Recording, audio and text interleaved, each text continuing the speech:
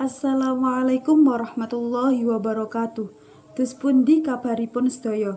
Mugi-mugi pinaringan sehat lan kanthi tetep semangat.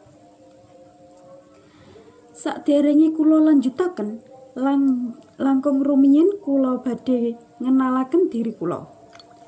Nami kula Fitriyatus Sholihah. Kula mahasiswa pendidikan guru sekolah dasar wonten ing Universitas Trunajaya Madura. Wonten video niki kula badhe bahas tentang pakaryan. Sakderenge kula bahas tentang pakaryan, kula badhe ngenalaken budhe kula kang biasa kula timbali demo. Demo niki pakaryanipun yaiku sadean buah wonten pasar Paciran. Monggo kita simak pacelaton antawis kula kalian demo. Langsung mawon nggih demo. Nggih. Pangapunten demo ganggu waktunipun. Ora tek apa ora tek ganggu. Biasanipun demo mulai pakarya niku jam pinten ngantos jam pinten? Dodolku to. Nggih. Jam 6 isuke Nggih. ngantos jam 11. Napa mawon biar ini. sing biasa dipun sabe kalian demo? Iku salak, jeruk, melon, semangka, duku, rambutan, pir, terus apa itu? Terus apa itu? Apel ana itu. Biar lain-lain.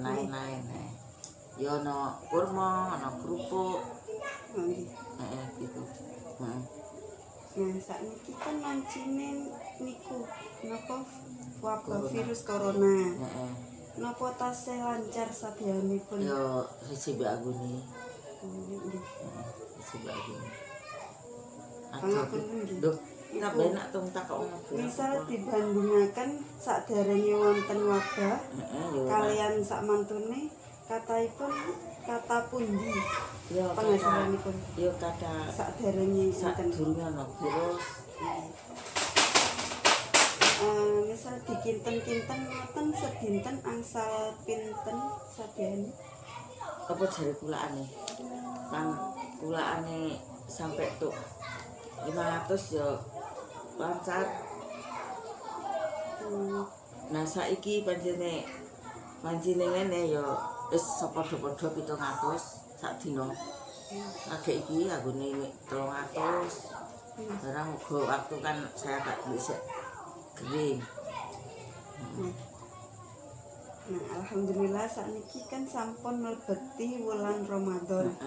Napa wonten kendala napa malah barokah sadean wonten ing wulan Ramadan niki? Yo barokah. Ya barokah.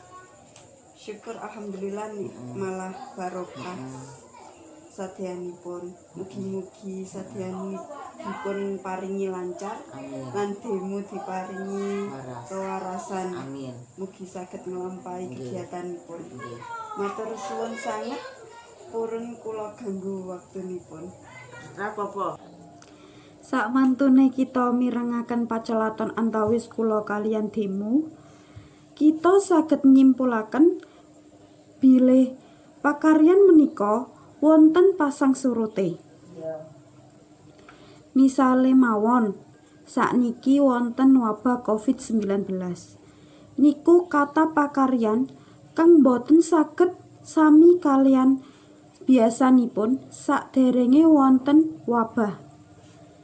Tapi Allah maringi barokah wonten ing wulan Ramadan, pakaryanipun demo saged tambah laris. Mugi-mugi sing sakniki tetep makarya wonten Jawi diparingi sehat kewarasan sedaya. Amin amin ya rabbal alamin. Akhiripun kula nyuwun pangapunten ingkang kathah. Kula akhiri.